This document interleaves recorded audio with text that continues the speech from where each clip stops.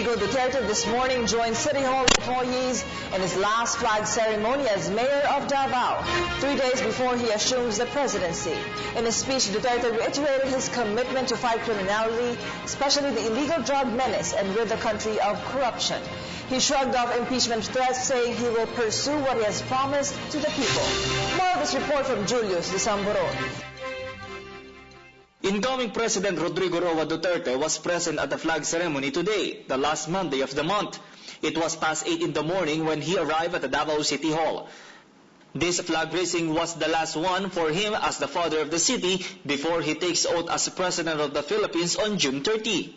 After the flag raising and pledge, the outgoing Davao leader gave his last mayoral speech.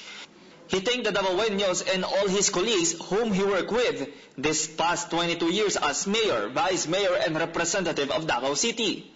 Part of his speech was the fight against corruption, crime, and illegal drugs.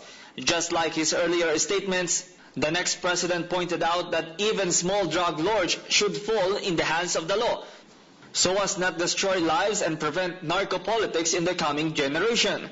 President Duterte renewed his position in pursuing the death penalty by hanging for criminals.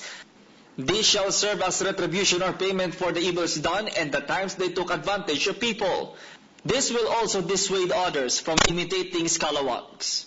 Go ahead, that is not a problem with me, was his bold response to the alleged impeachment moves against him.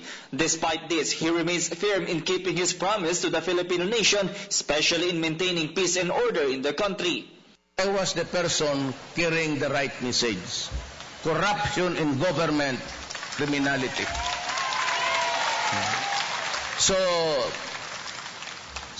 tutuparin ko yan, baski sagasaan ko, baski sino. And I stake my honor, my life, and the presidency itself. Even if I lose it, pagka sinabi kong huminto kayo. Impeachment na ka. Go ahead. Wala may problema sa ako. I will insist what I promise to the people. My as will be closed for any other business. I do the very best I know how, the very best I can, and I mean to keep doing so until the end. This kind of sincere statement of the next chief executive was the reason behind his landslide victory during the last election. The next administration also made his position clear on the issue of the West Philippine Sea.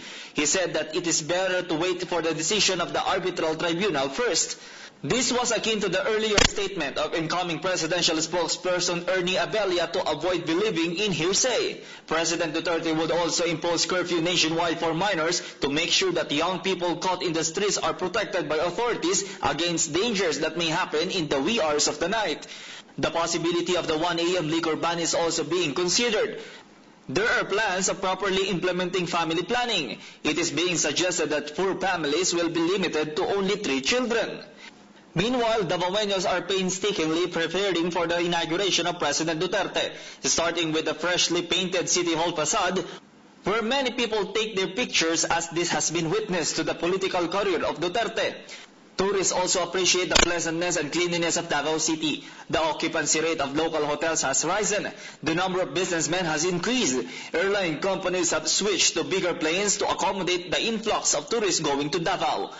With all the good things happening, it is undeniable that Davaoeños are happy and proud with the honor the father of their city has been receiving. For the People's Television Network, this is Julius Desamboron reporting from Davao City.